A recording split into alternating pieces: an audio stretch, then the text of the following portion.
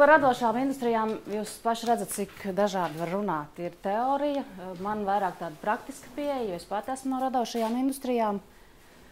Nāku no arhitektūras un mediju vides, pamatā tie ir privāti uzņēmumi, kam pašiem sava nauda ir jānopelna. Un radošās industrijas es sāku pētīt 2009. Gadā, kad Latvijā bija ekonomiskās krīzes dziļākais punkts. Un faktiski tā arī bija tāda radoša doma, jo es strādāju pie grāmatas par laikmatīgo arhitektūru. Tajā brīdī visa būvniecība bija apstājusies, nebija par ko rakstīt. Visi lielie projekti bija apstājušies visā Latvijā. Un vienīgais būvlaukums mums bija Nacionālā bibliotēka. Un tad ar kolēģi Evelīnu Ozolu, kas arī ir arhitekte un arī urbāniste, mēs nolēmām kaut kādā veidā reaģēt uz to, ka katru dienu sāk nākt ēpasti, ka atverās kāda kafejnīca, kāds mazs modes veikals vai vēl kaut kas tam līdzīgs. Mēs nolēmām salikt tās vietas Rīgā uz kartes. Un tā radās pirmais pētījums par radošajiem kvartāliem. Un tagad jau ir pagājuši 5 gadi, un tas tiešām ir tāda, to jau jūs redzat, ir sniega bumbas efekts. Par radošajām industrijām runā visi. Mana uzstāšanās būs tāda divdaļīga. Es paspēdīšu pati. Jā. Artis man lūdzu vēlreiz tādu mazu īsu kopsavilkumu, un faktiski, zināmā mērā tas atkārtosies ar Ievu pilnīgi citādā tādā praktiķa formā. Tas ir pilnīgi jauns jēdziens. 90. gados parādījās Austrālijā, Anglijā vairākos punktos vienlaicīgi. Un dažādi iemesli. Manuprāt, viens no svarīgākajiem iemesliem ir tāds, ka gan pilsētas, gan valstis, cilvēki, kas ir atbildīgi par mūsu naudas izlietojumu, vēlējās atbrīvoties, un arī pati kultūra vēlējās atbrīvoties no priekšstatiem, ka kultūra ir patērējoša. Nu, lūk, un tā vēlme bija, ka mēs varam pelnīt. Un tādā praktiskā nozīmē, tas varētu, ja agrāk, piemēram, par orķestri runājot, uzskata, ka tas ir tāds, kam visu laiku jādod nauda, tad tā tagadējā radošo industriju pieeja ir tāda, ka orķestris arī pats var nopelnīt naudu. Tas tāds viens piemērs. Cits iemesls - pilsētas meklēja veidus, kā tātad tradicionālās rūpniecības uzņēmumus un sociālo-ekonomisko klimatu aizvietot ar mazākiem varbūt, bet intelektuāli augstvērtīgākiem uzņēmumiem, kas attiecīgi ar mazāku tādu fizisku darba spēku un resursiem rada dārgākus produktus, ko var dārgāk pārdot. Radošās industrijas Latvijā, te ir saraksts, avots ir kultūras ministrija. Katrā valstī tā pieeja un tas traktējums, kas tieši ir definēts kā radošās industrijas, ir atšķirīgs, bet tomēr ļoti līdzīgas. Klasisks piemērs - mūzika. Lielbritānijas kontekstā tur nav vispār komentāru. Ja? Tad mūzikas industrija Britu ekonomikā ienes miljoniem mārciņu. Mūzika ir arī ļoti spēcīga radošā industrija Latvijā. Un tagad tas pats saraksts radošās industrijas Liepājā. Šo te slaidu rādīja pirms gada prezentācijā, atceras, un vēl mums bija arī tāda maza prāta vētra, un te varbūt tik labi nevar redzēt, bet daži ir iezīmēti ar zaļu un daži ar sarkanu. Un tās ir tās, ko tad sarunās mēs izcēlām kā tās, kas varbūt Liepājā ir visspēcīgākās. Sarkanās tādas ļoti spēcīgas, pie izpildītāja mākslas pieder teātris, un zaļās spēcīgas un mazāk spēcīgas varbūt visas pārējās. Un tie, kas pārzina labi Liepājas kultūru un radošās industrijas, varbūt redz, kā tad arhitektūra, nē.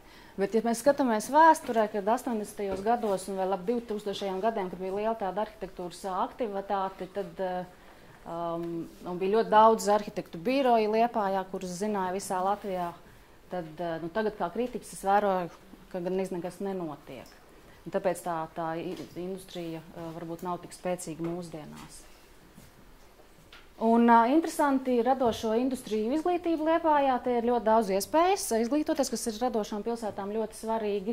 Bet man likās interesanti, ka, piemēram, ir ļoti liels iespējas studēt dizainu. Bet tieši kā uzņēmumi, kas saistīti ar dizainu, nemaz tik daudz Liepājā nav.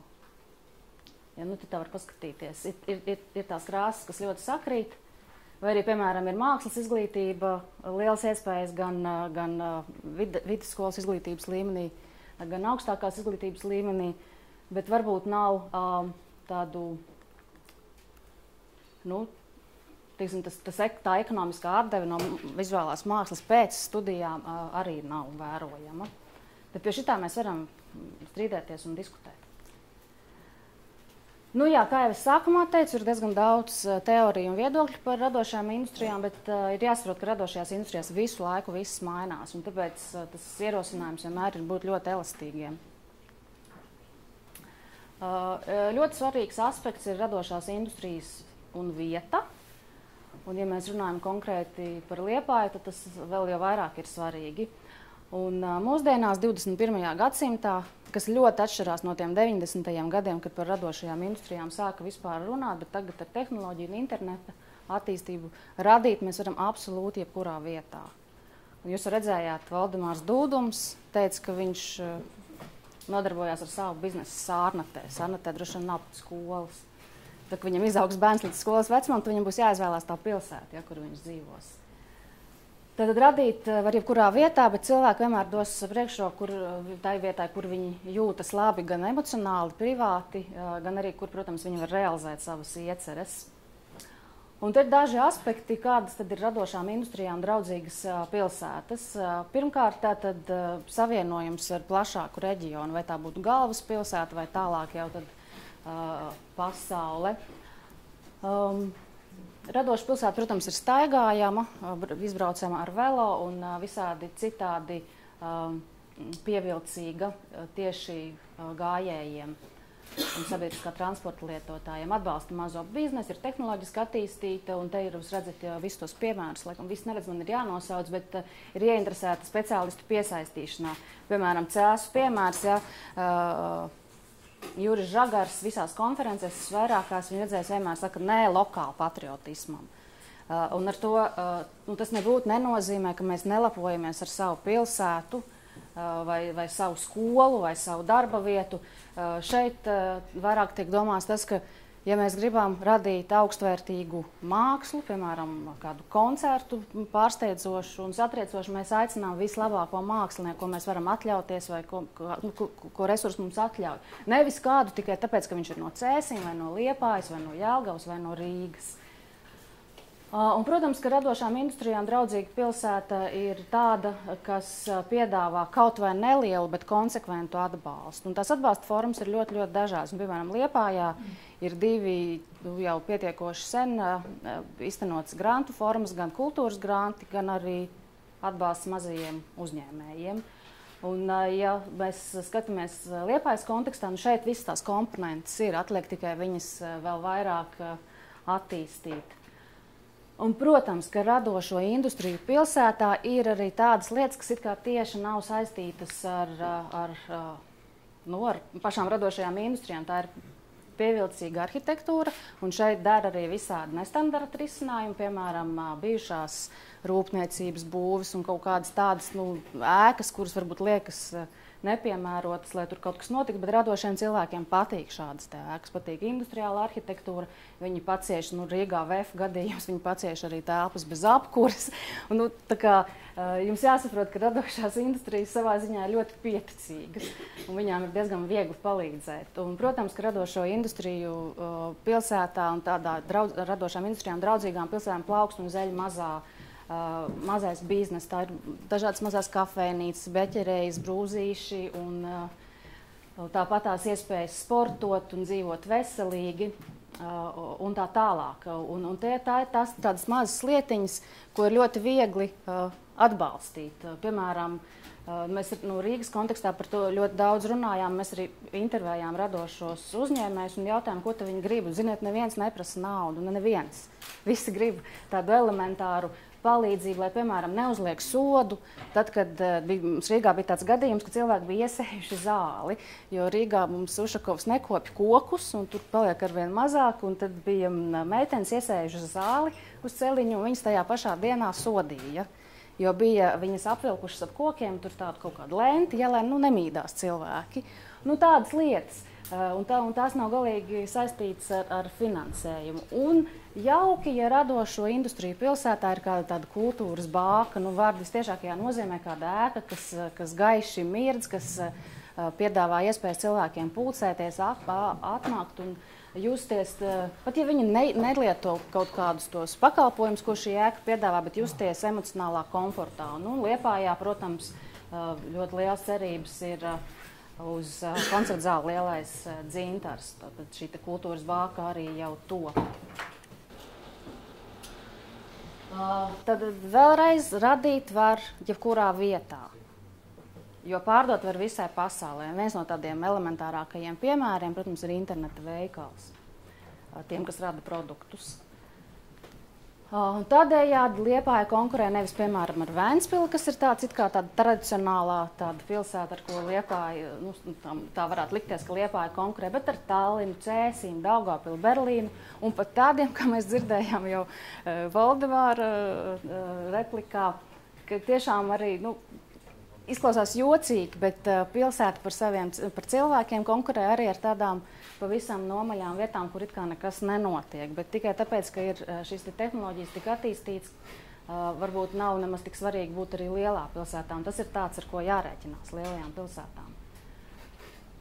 Un pilsētā ir jācīnās par cilvēkiem, gan par tiem, kas jau dzīvo, jāpārliecina par palikšanu savējie un jāatver durvis tā saucamajiem svešajiem. Un to ļoti daudziem ir grūti pieņemt. Bet, manuprāt, Liepājā ar to radošo industriju kontekstā nav problēma, jo Attis ļoti aktīvi aicina cilvēkus no malas un tieši lūdz pēc šī viedokļa no malas, bet arī ir daudz piemēri. Iniciatīva žurnālam Creative Coast nāca no liepājniekiem, bet faktiski viss izpildījums un menedžments, mēs pārsvarā bijām rīdzinieki, izņemot dažus speciālistus šeit uz vietas, fotogrāfus un citus. Arī Cēsu mākslas festivālam nav vietējā menedžmenta. Piemēram, Kuldīgā ir doma atvērt Latvijas Mākslas akadēmijas filiāli. Un tādu piemēru vēl ir daudz.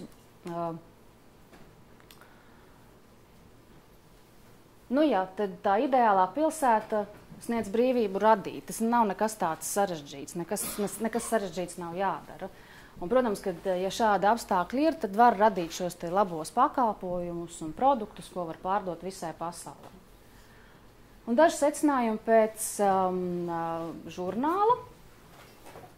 Liepājā ir radošie kvartāli, lai cik tas liktos varbūt, ka tas varbūt ir tāds pievilkts apzīmējums, bet radošais kvartāls nebūtu mūsdienās nenozīmē vairs šo te fizisko kvartālu, kad ir kaut kāds konkrēts ēkas konkrētās ielās, jo ir arī visi tipi ir tradicionālie kvartāli, šis centrs pilsētas ar teātri un topošo koncertu zāli, tad ir jau jauni kvartāli izveidojušies, piemēram, Kungielas kvartāls ar pavisam konkrētu funkciju.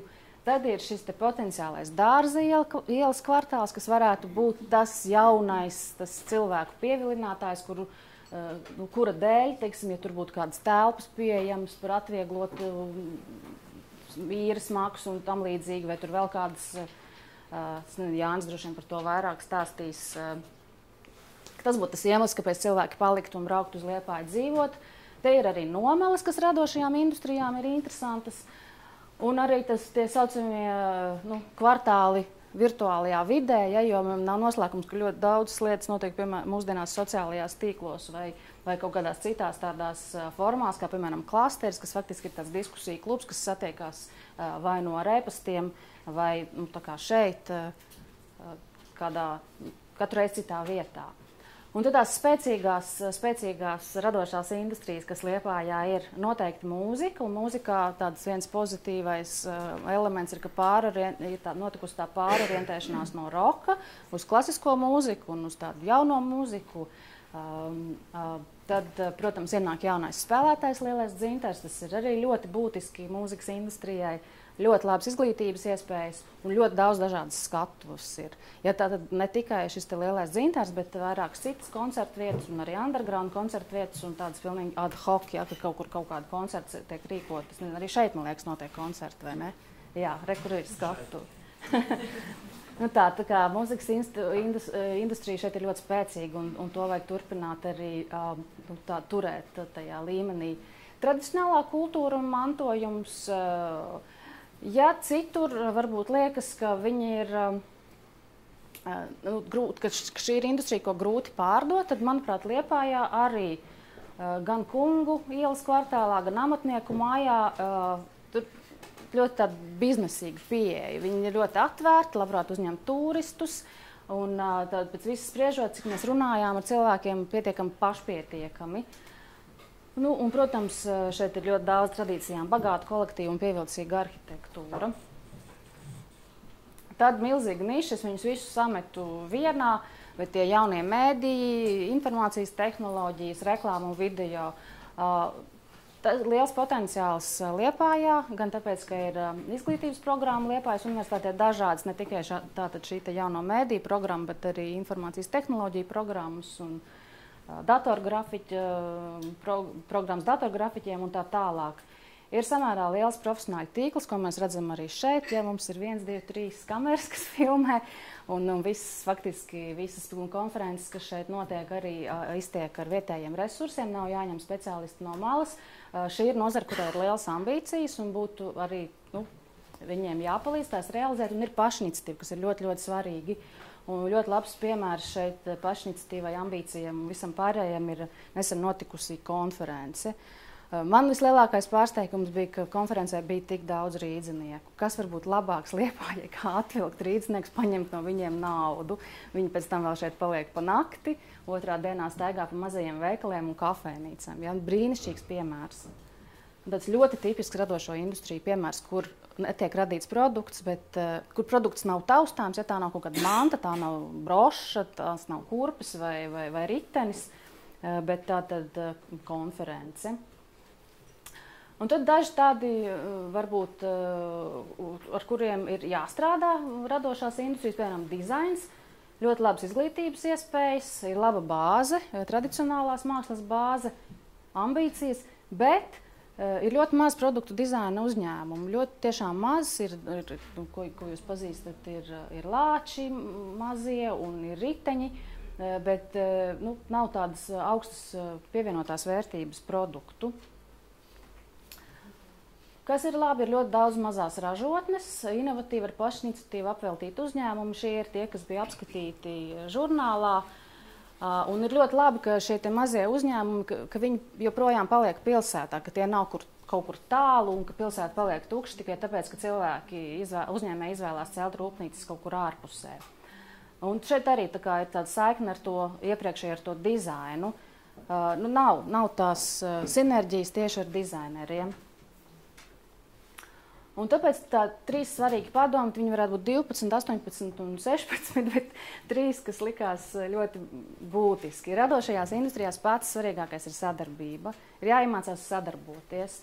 Ļoti labs piemērs, kam es uzdūros, burtiski pirms 2 dienām, man vajadzēja sazināties ar Ehrenpreis, un tad es paskatījos, ka viņi ir piedalījušies kopā ar Blue Shock Bike ārvalstīs izstādē, vai tas bija Vācijā vai kaut kur, bet velospēdu izstādē. No vienas puses viņi ir konkurenti, jo viņi ražo un pārdod riteņus. No otras puses viņi nav konkurenti, jo Ehrenpreis ir retro velospēdu zīmols, Blue Shock Bike ir inovatīvs elektrovelospēdu zīmols. Bet viņi tātad sametās kopā, viņi dala finanses un viņi piedalās vienā stendā. Jo, protams, ka jauniem maziem uzņēmējiem piedalīties ārvalstu izstādē ir dārgi. Bet šeit ir ļoti labi, jo viņi ir atraduši iespēju, kā runāt. Un tas ceļš bija pavisam vienkārši. Viens no viņiem, es neatceros, kurš piezvanīja otram un teica, vai mēs varam kopā. Un otri piekrita. Ļoti svarīgi ir piedalīties, un to jūs jau dariet, tas ir forši, un būt pieejamiem. Un tie vienkāršie līdzekļi mūsdienās, ja jūs gribat savu produktu pārdot, jums viņš ir skaisti jānofotografē un jāieliek vismaz mājaslapā, ir jākomunicē sociālajos tīklos. Ļoti svarīgi apmeklēt ir konferences un šādas te saiešanas, jo tādā veidā mēs arī varam atrast ceļus, kā savu produktu vai pakalpojumu pārdot. Mēs par pārdošanu tik daudz runājam, jo tas ir tas, ko Ieva Rozentāla arī teica, ja radošo industriju produkti un pakalpojumi ir pārdodami par naudu. Un vēlreiz lokāla patriotismu Jūra Žagara citāts. Sadarbojieties ar vislabākajiem un pārdodiet tur, kur jūsu produktu pērk. Jo, protams, ka pārdot savā pilsētā ir ļoti svarīgi, bet savā pilsētā varbūt var pārdot 1 riteni gadā. Amsterdamā var pārdot 1500 riteņus gadā. Paldies!